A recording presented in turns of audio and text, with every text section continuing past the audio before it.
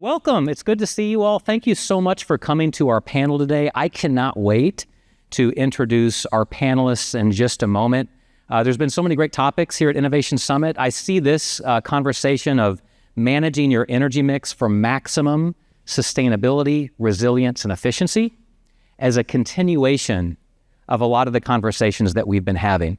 When I think about energy mix, just to maybe level set on some terms, traditionally, you're looking at how do I balance the priorities of the supply side of energy with energy efficiency, with some of our sustainability goals and targets. Underpinning all of that is data. And then, as we've heard a lot here at Innovation Summit and many of the keynotes, there are many, and we'll talk about this on our panel, but there are so many growing pressures that we've been hearing about, in particular, the rise in demand, which makes managing that mix so much more important and difficult. One of the words I've heard a lot here at Innovation Summit has been ecosystem. And I think that topic will very much apply to our conversation today around the energy mix. Rather than seeing new systems, that we definitely need new systems to move into the future, how do we see this topic and others as more of an ecosystem that is connected and working together as opposed to silos? That's one of the biggest challenges in the space. There's also a little bit of an interesting history lesson when you think about this topic of energy mix. I personally have had the privilege now for 25 years of working in the energy and sustainability space. And over that time, there have been so many important inflection points and crises and different things that impact this issue of energy mix. I can remember one of the first ones I saw about 25 years ago was the collapse of Enron. You've probably seen documentaries on that and books written about it. It's a fascinating case study. But when Enron went under, along with a few other companies, we had a lot of regulations, Sarbanes-Oxley being one of them that came into the mix, really opening the eyes of a lot of people in the energy space to the risks on the commodity side and on the supply side of energy. You fast forward to the mid-2000s, that's really when, believe it or not, for some of you in this room, you started to see the topic of corporate sustainability start to become a topic of conversation at the corporate level. And then in the 2010s, that's when you really see a tipping point occur, particularly in 2015 with the Paris Agreement. That's when I would say sustainability became more of a mainstream topic, moving out of the PR area into more of the embedded corporate strategy area. And that brings us into the 2020s. And by the way, throughout that whole period of time, you had the Great Recession in 2008, 2009. Obviously, we pretty much have all lived through COVID in 2020. We're still in that zone right now. I would call the 2020s right now, when it comes to managing energy mix, a period of acceleration and integration. How do we make all of this work together? So that's in the past. What matters more than that right now is where we're going in the future. One of the favorite things that I like to talk about with teams at Schneider, and we say this a lot at Schneider, is what got us to this point today is not the same thing that is needed to get us to where we're going tomorrow. And so this panel, which I'm so eager to introduce to you all, we're going to talk about the here and now. What does this energy mix issue look like? How are we approaching it at each of our companies? And even more importantly, where do we think it's going? How should we be strategically managing this energy mix, again, for the goal of maximizing our impact from a sustainability standpoint to an efficiency and resiliency standpoint to cost savings as well. So at this time, I would love to introduce and invite up my three panelists. If you would come join me, please give them a round of applause as they come up to join me on stage, please.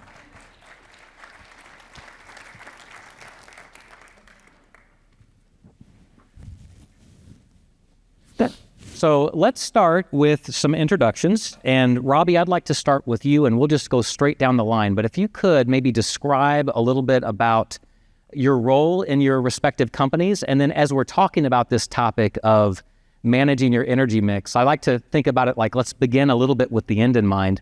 What are some of the key ideas that you have coming into it? Where do you see this playing the most in your company? So Robbie, maybe we'll start with you from an introduction standpoint. Sure. So Robbie Frazier, I lead our global research and analytics team at Schneider Electric. And really, there's two big buckets that we're tasked with doing.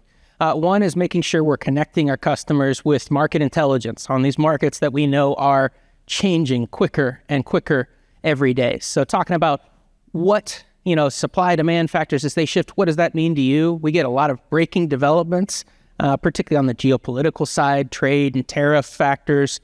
So making sure we're putting out special market updates quickly in the moment, talking about how does this impact the bottom line? What are some actionable steps maybe I take in response? And then hand in hand with that, providing price forecasts. So a risk-focused look at the commodity cost of energy, be it electricity, natural gas, carbon credits, different aspects of the energy market. But I think if one big takeaway from my side, from my lens that I look at the market, it's to understand what's changing, which is a whole lot, what isn't, which is also an important piece as well, and drilling down a layer deeper to empower the decision-making and the decisions that we need to be successful in this new landscape. Can't wait to unpack that more. Mary, over to you. Wonderful to be here. Mary Duaisaki. I'm with Cisco, a 40-year-old technology company. I always say, we securely connect everything to make anything happen. And I am the Chief Sustainability Officer. So what does that mean? This is really around developing the strategy for our company to decarbonize, to embed circular design into how we build our products and support it with our packaging. This is how we're helping our customers, whether using our technology, reach their sustainability goals. At the same time, we're helping them grow their business. It's also, to me, how we show up in the community, how we really building resiliency in the community, whether you think about it from an economic perspective, whether you think about it from a changing geopolitical, and as we're talking about today, as we're thinking about the advent of AI and energy. That's great, Mary. David, over to you. Yes, I'm David Savoy. I work for 3M. I'm the global energy team lead for the sourcing organization at 3M. So I spent a lot of time building reputations internally with internal stakeholders, communicating to them what's going on in the market, getting resource, market intelligence information to them, helping with the contracting. It's more like I'm more of an internal kind of working with our internal customers, right? And then I work with groups like our sustainability group, right, to make sure that we're meeting their demands as well. So, good to be here. Yeah. And when you think about this topic of energy mix, I really am excited to unpack these topics. We've got three major themes that we'll cover, but I think we'll really be able to approach this from different perspectives. So, Robbie, when you're bringing more of that commodity leadership expertise, where are the market fundamentals pointing?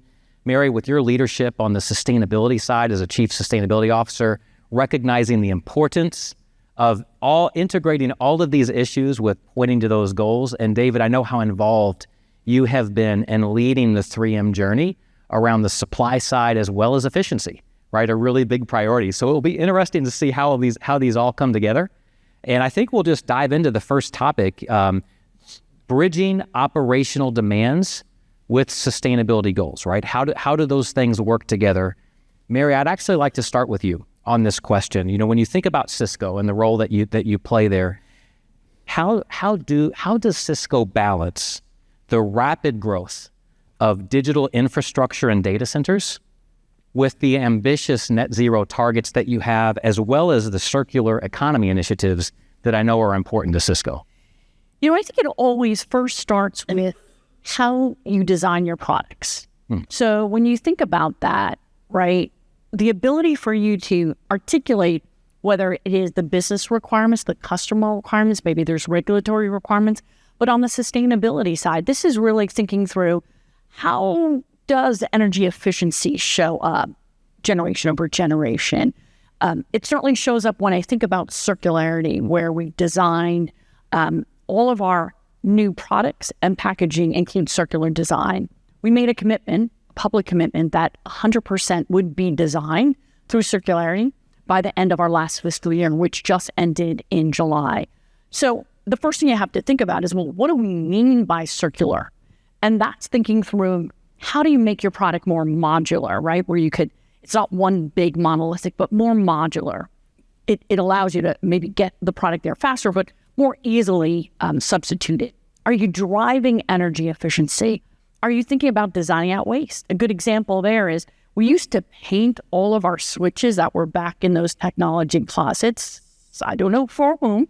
But once we stopped, not only did we save $5 million, but a lot of kind of different chemicals were removed as well. Another piece is just make it really easily assembled and disassembled. You think about that second or the best next life, which could be a remanufacture, or it could be that we're responsibly recycling it. So to me, it starts first, how do you design it? Once you figure out, well, those are my principles, you got to describe them. You got to think about how they would show up in your product. Then you actually build the educational program. You build the curriculum. And then you have every engineer and all of your folks in supply chain take it. And then you start measuring yourself against it. Then as you move on, how do you audit it to know that, in fact, we're reaching those? And since we've already hit that goal, we're already thinking about what does V2 look like? How do you continually kind of think through what does the future require, and are you designing it into your products? One of the things that I think people don't realize is how this drives innovation. I give you an example. I spent a lot of time looking at our goals and how we do. We had one particular goal about reducing foam in our packaging. And we were close, but we looked like we were going to hit it. And we looked at a solution. It was going to be really too cost prohibitive. And so I'm like, well, we got to balance the needs of the business and growth with our goals as well. Those packaging engineers did not agree. They went back and came up with a solution. So it really actually drives, I think, innovative thinking as well. So once you design it, to me, the next step is how does it show up in the field?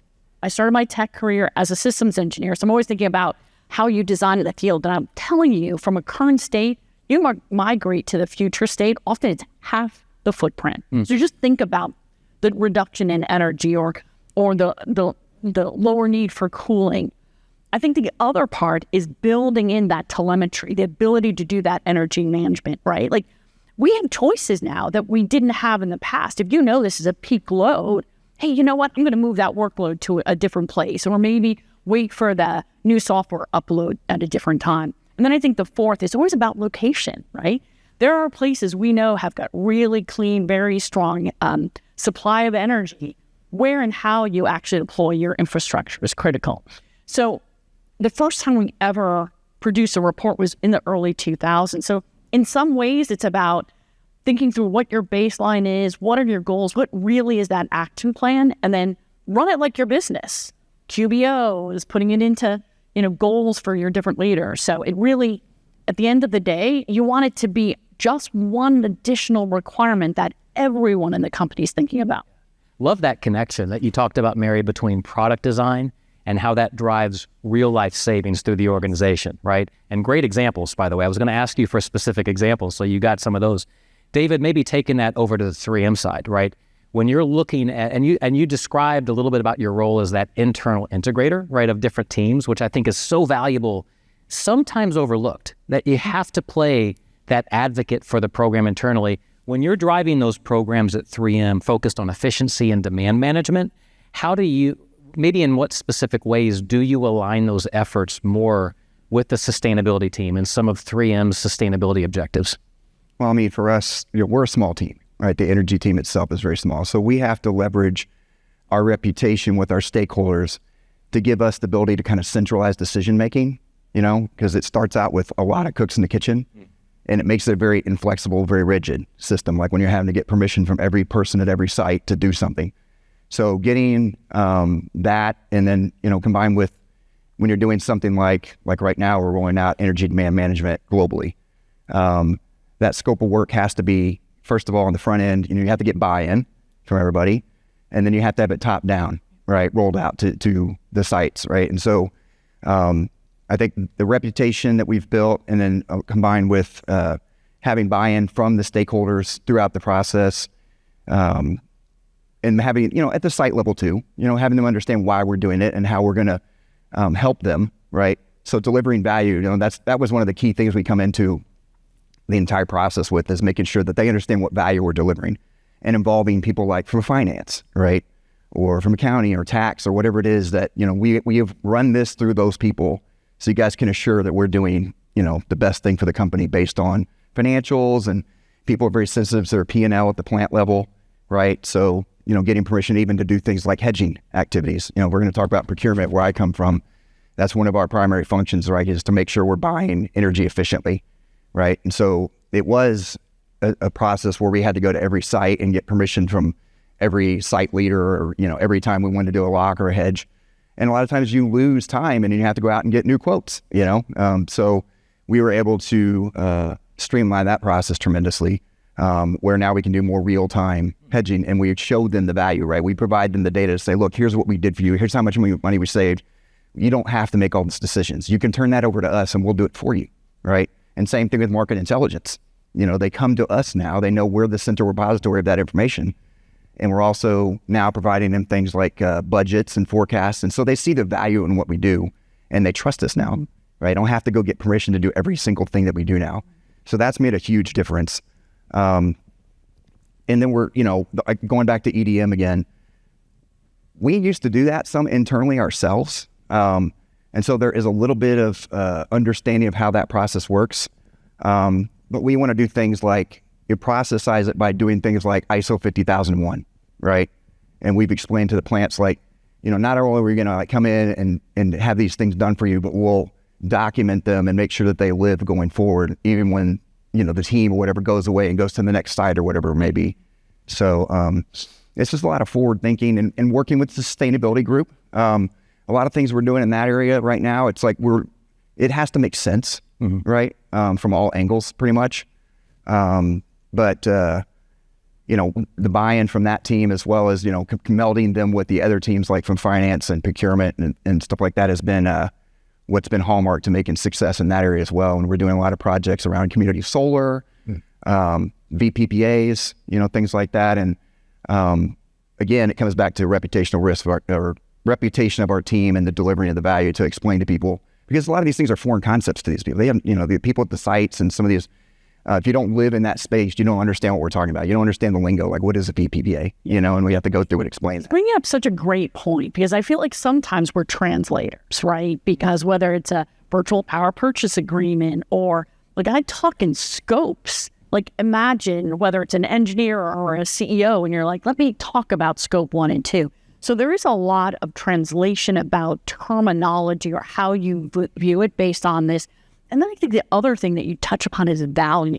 Yeah. This is the criticality of really thinking through how do you measure the value and connect the dots. Yeah, and using, the other thing I heard you say, David, is using data. Yes. To really make that business case. Data is a great way, really hard factual business case data to communicate across departments on these really important initiatives. Robbie, I want to invite your voice in briefly on this topic as well. So it's hard, I think about the things that we've talked about and heard, the realization when you did your intro, Robbie, you were talking about this, what stays the same and what's different. How, from an industry analyst perspective, how well or not do you feel like some of these challenges are really understood? And how do you see that showing up between kind of that all-time dilemma of focusing on what's desired in the short term versus what's needed in the long term? We'd just love to invite your analyst perspective on that. For sure. The things that we think about, I think, as the big buckets, the fact that demand is growing because of what we see from data centers and these types of things. At a broad headline level, we all know these things. So the awareness is there. The so what do I do about it? That's often pretty thin. Because that's really the key. I can know about a trend. I can know that demand's growing. I can know that this particular trend's shifting. That doesn't automatically tell me, okay, so what am I going to do about it? How do I turn that into something that goes from a risk to something that's an advantage? A lot of times that's drilling deeper into the analytics. That's understanding global or national trends at a local or a site level. So it's drilling deeper, getting some numbers, getting some analytics around these things that I think there's awareness of, but we've got to go deeper into it if we want to turn it into positive action. Yeah, it's kind of because it's the theme. Mary, anything to add to that? Or what I was going to tease on this idea of, so what do you do about it? Yes. I think that this is an area that we've got to have very flexible thinking to a certain extent, right? Because we've got to think through what do we need to do today? How do we think through the next 2 to 3 years? Sometimes when I talk to different strategy groups, I'm like, so tell me how long your long range planning is. And they're like, it's 2 to 3 years. I'm like, buddy, I've got to think 5, 10, 15, 20 years out. And so I think this idea of the so what do you do about it is so critical for us to have that, the knowledge of what we know today, the insight into some emerging trends, technology, but then also envision and think through what it is we need and how do we start incentivizing it today so it's available and verifiable when we need it. Yeah. Picking up on that theme, our second topic, I think it's a good segue into building resilient and flexible energy systems. I know the words on the screen say systems, but again, I really like to start thinking of this. I'm going to use that ecosystem word a lot more, right? Following up from this. How do we not just build these unique siloed systems, but how do we really create an ecosystem that is flexible and resilient? Those two words are really key. So David, maybe starting with you on this, I'm curious in 3M, right? When you think about this topic of building flexible systems or ecosystems, how is 3M building flexibility into the global energy management approach, especially regarding demand management and procurement strategies and how those work together? Well, I think it gets back to having buy-in, right? And having the ability to make decisions without having a lot of roadblocks and red tape in the way, right? So, being kind of an internal salesman, right? And having the data to back up what you're saying, right? To show them like, we can take control of this system for you, right? Give us the access to your data. In the case of like somebody external doing energy demand management, we'll use that as an example specifically. We're very risk averse, right? As a company. And so there's a lot of like tape around sharing data, externally or giving remote access to systems. So it can be a little rigid on the front end, to say we're not, it's not very flexible, but you have to, communicate to the team or the group that we build around this to sell the idea that this is not, this is why it's not risky, right? So I spent a lot of time educating people on that kind of aspect and involving people from like IT or whatever. But it's not easy. It takes a village, in a lot of cases to build these decision trees and make them more of a trunk than it is like with all these branches. They branch out everywhere and you have to get 15 levels of decision making before you can actually take action on something. So streamlining that process has been hallmark to not only getting projects approved, but also when the boots do hit the ground, that they can actually do what they need to do, right? That they can actually make the differences and make the changes without having to go through a lot of things that will slow things down and get to results slower, right? And everybody wants results now, right? At the end of the day, they want to see things happen instantly. So let us do it, right? Give us permission, and we'll make it happen. And it's like it gets back to reputation and trust, and building that with your stakeholders. Yeah, David, you talked a lot about buy-in and communication. The word that we haven't used yet, but I'm picking up on quite a bit, is leadership. With the demands that we know in this room are continuing to change. It really does require that, what you're doing is you're leading through that organization. You're leading into the future through influence, through conversations, by using data in the right ways. And similarly, Mary, at 3M, when you think about this topic, right, of resilience, you've already talked about that a little bit with flexibility. I'm just kind of curious from your leadership seat, where have you seen the greatest successes and maybe where some of the biggest challenges have been, right? If for folks in this room to really watch out for as they're embarking on that same journey? I might tie 2 points together because I think one is for you to really understand where you are and where you need to go, you really need good data, right? How verifiable, how granular is the data? Do you have a consistent agreement, a taxonomy across your company, your system, your ecosystem on what a data point means? To your point about local, I think this is one of the challenges sometimes. Is I was just recently in London and we looked at a map of London and with the UK, and you look at the UK and you're like, well, this is their kind of energy mix. This is their, degree of kind of greenness of the energy. You then break it down and it is very, very different. And I think as we think about energy availability, energy security, it is going to be very local.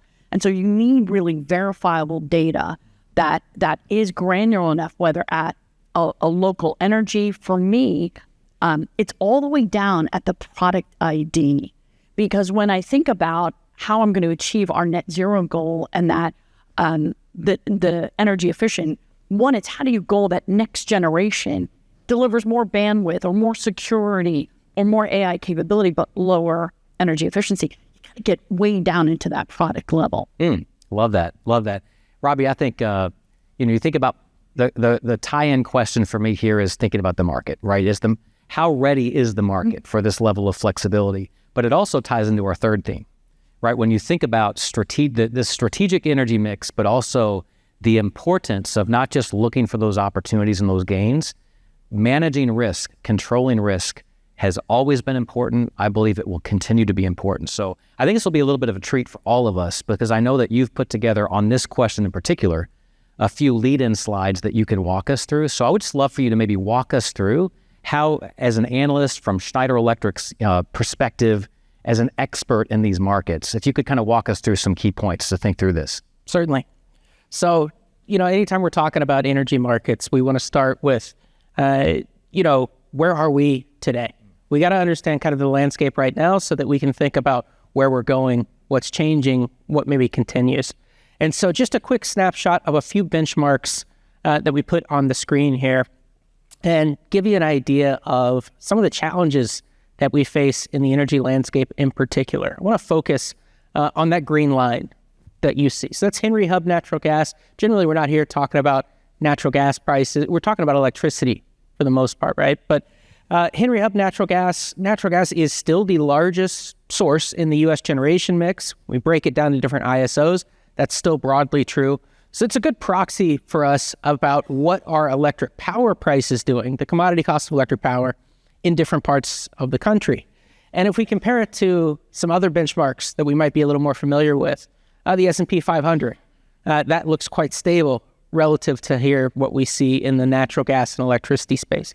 Even something like crude oil, for all the headlines we get to see, you open up, Financial Times, Wall Street Journal, and it's geopolitical changes, it's all the different things, conflicts that impact the price of oil, a historically volatile commodity. That looks pretty tame compared to what we're seeing in the natural gas space. And it's gone both directions too. So this is not a chart saying that prices have just gone through the roof since back in 2024. What we're seeing is we had a very bearish 2024 because some of the weather conditions played a huge role there. And we've had a much more bullish 2025. And that theme of higher volatility, not always higher prices, but certainly with a bias in that direction, but higher volatility, increased risk. That is something that is emerging more and more when we start to look at energy markets. And so a couple themes that I want to touch on there. Talked about at the beginning, what's changing, what's not. If there's one thing that's changing, it's what you see on the screen. It's the demand piece. I was talking to some of you, over the past couple days, and I've been in this role with Schneider's global research and analytics team for the past decade. And it feels like about 90% of that decade, I was talking about changes to the supply side, the growth in renewables, wind and solar, the shale boom in natural gas. That was overwhelmingly our focus in terms of understanding prices, commodity prices, because demand just wasn't changing that much. In some markets, demand was quite flat. You had maybe GDP growth that was getting offset by efficiency measures. Even in markets like, say, ERCOT, where you had more organic demand growth, it wasn't anything like the scale that we're potentially seeing now. So we're entering a new era, one that is not going to look like the past 5-10 years, one that we don't have a great blueprint from history to show us what is it going to look like over these next few years going forward. That's a unique challenge for all of us that are exposed to this space in one way or another. You see on the chart there, data centers, 4% of our total electricity demand, certainly not a small bit back in 2023, but pretty quickly. This is a short time frame here. You hear some big projections out to 2035, 2050. We're just looking at 2027 here, and conceivably we're talking about that amount doubling. 8-9% is a very realistic number in terms of how much total U.S. electricity demand comes from that data center space. And this has changed in a short period of time. That's a lot of strain on the grid. And so from a price risk perspective, you don't have to be a master of supply and demand to understand a whole lot more demand. That's a lot more upside price risk that I'm facing in these markets. And the last piece I'll mention about this is a great example of these are not being evenly distributed across the entire country, right? What we see is around the DC, DMV area, PJM being the ISO, overwhelmingly kind of has the concentration of current data centers and growth. ERCOT, another big example down in Texas. We've also got markets like CAISO, California, with a lot of data center concentration, but maybe doesn't have some of the growth for some of the local restraints and things like that. So it comes down to understanding this broad trend, but if I need to know what to do about it, or how does this affect my bottom line prices, I can't know the national trend. I need to know my state, my grid, my ISO. What does that look like there? Last piece that I want to talk about here through the slides, if data centers really are the piece of what's changing, we also want to talk about what still has some consistency. And in terms of the grid, and in terms of capacity that we actually have, this I think is probably more consistent than a lot of people might realize. We've had things like the One Big Beautiful Bill, which took away some of the incentives going forward for wind and solar development, and certainly that has an impact. But when we look at just kind of baseline projections of what capacity is getting built out across the U.S. market, it's still dominated by wind and solar. That's pre-Big Beautiful Bill, that's post-Big Beautiful Bill. So that's still really dominating the picture. You've still got some coal retirements coming in there. You've still also got natural gas playing this very important role in the generation mix, often this price-setting role. So that has some consistency there as well. But the wind and solar growth is still happening. I think that's really important to understand. There is some nuance, though, even within that to understand, and that's what you get on the bottom chart a little bit here. So the fact that the growth is coming has not changed, and we can say that with a high degree of confidence. But what you also see is as we start to get towards the end of that chart on the bottom, we've actually got a little bit of pullback based on what's currently in the queue, what's being developed right now. It changes those expectations a little bit. So part of this is when we look at Big Beautiful Bill, there's a kind of natural incentive in there to break ground here in 25 to try to get some of those incentives and actually bring forward additional projects in 26 or even 27 compared to what we would have thought previously.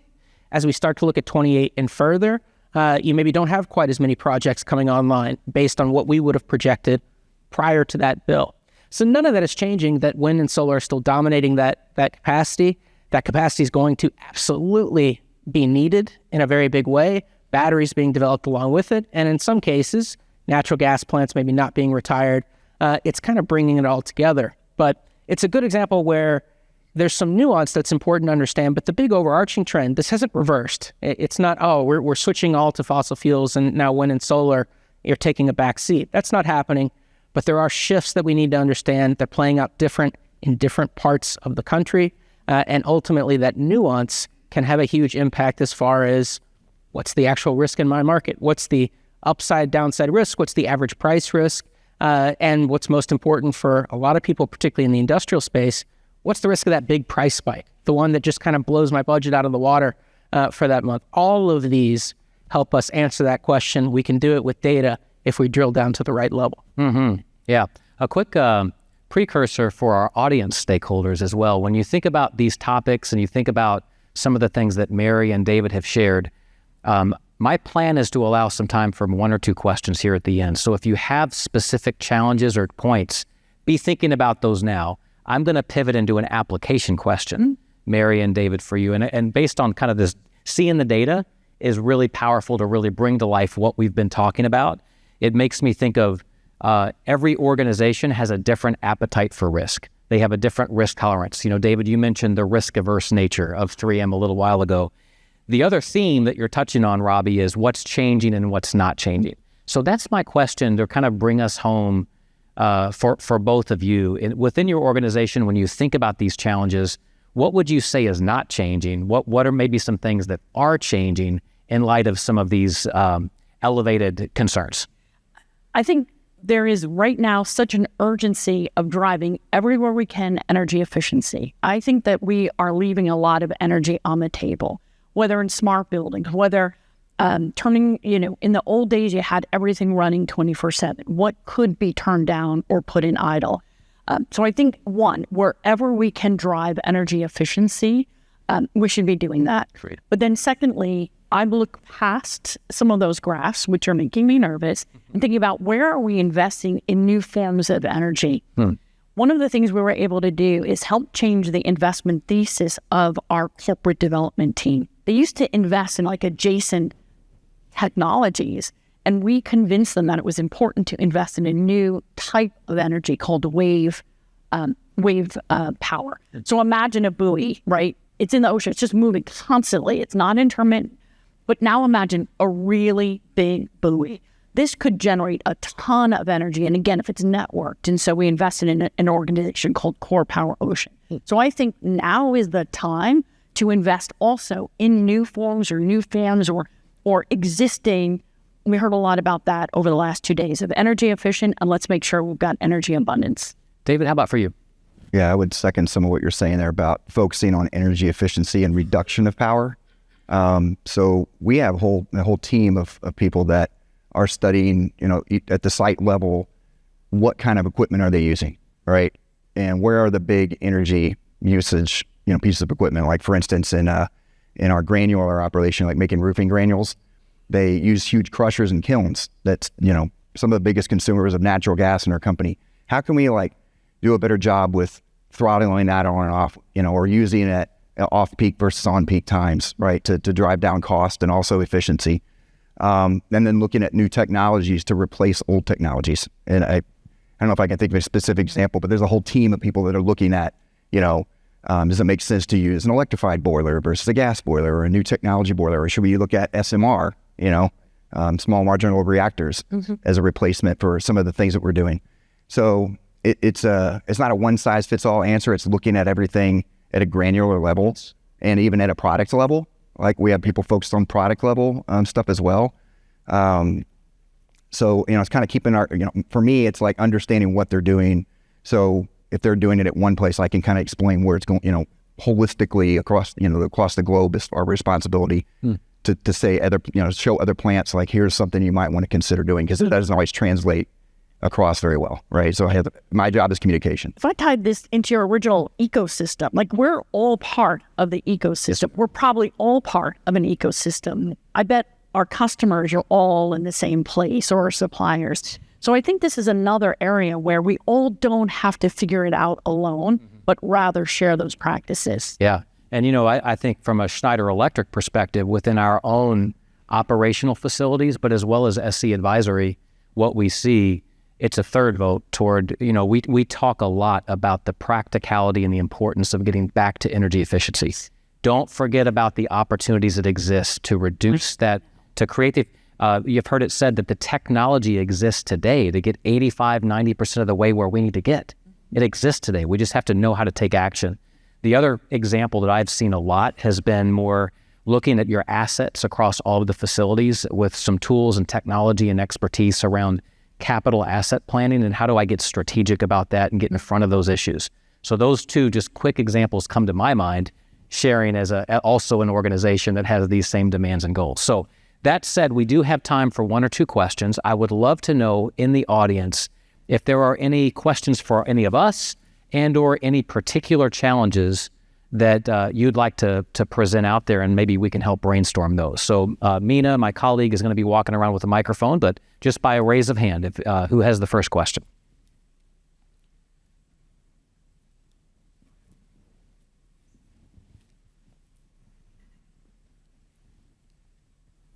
I had some questions for Robbie based on the charts. Could you pull back the chart, the demand one first? Yeah, they'll flip us back to it. So I noticed there, Robbie, your chart was about data center demand, and then you kind of had a flat line for everything else. But is that just assuming that EVs and factory onshoring and that there's no other load? And is that dark green just kind of the buffer, or the 10-15% peak buffer? So it's a great point. And it's just a way to visualize basically 2023 baseline. In fact, there will be growth to those elements as well, electric vehicles. So that piece is also raising.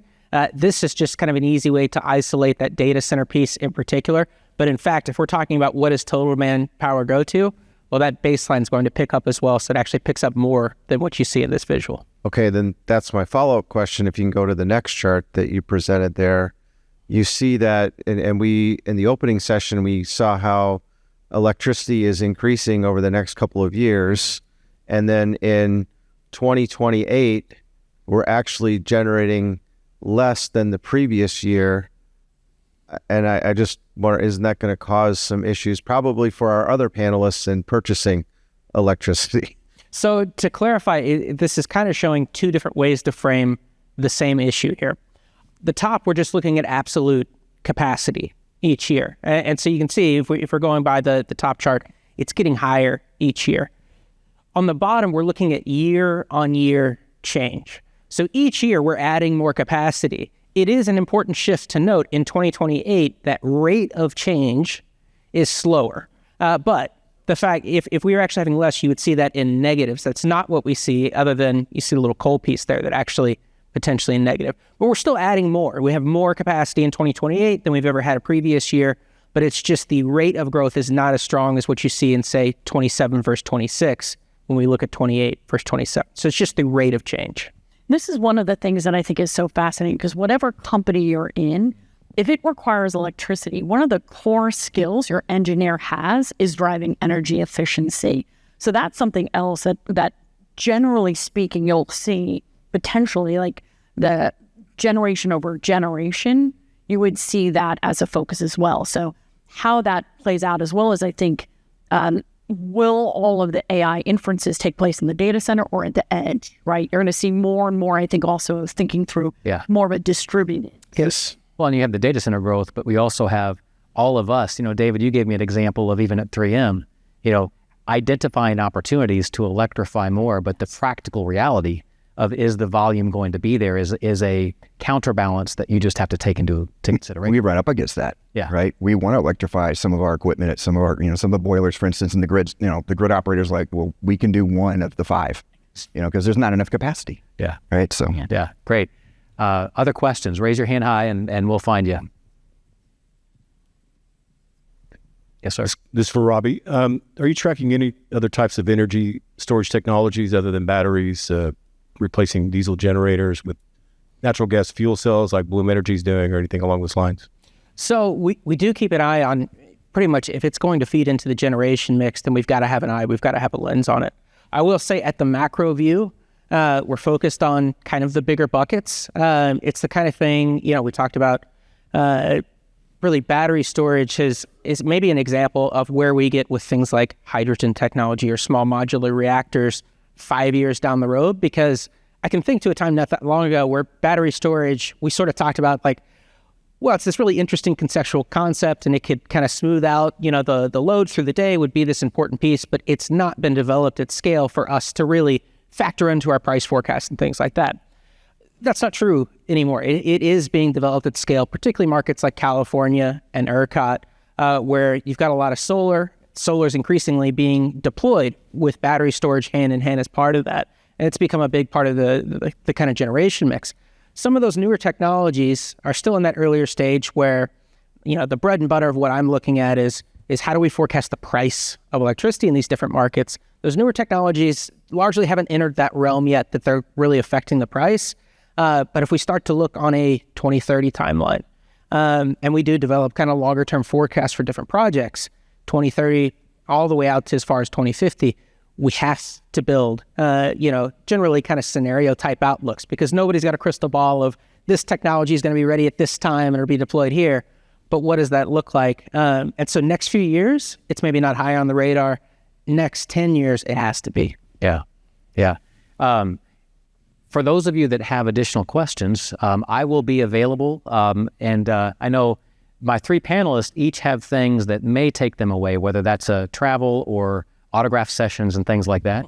But catch me at any time, because I can facilitate those answers. And a couple things to end with. One is maybe just a really quick precursor, continuing the conversation around heavy industry. There's a panel this afternoon, and then also CIO, CISO perspectives on secure and resilient infrastructure. So 2 suggestions for ways to continue the conversation. Most importantly, I want to say thank you.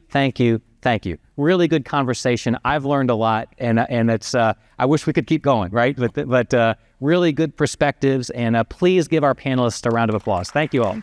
Thanks a lot.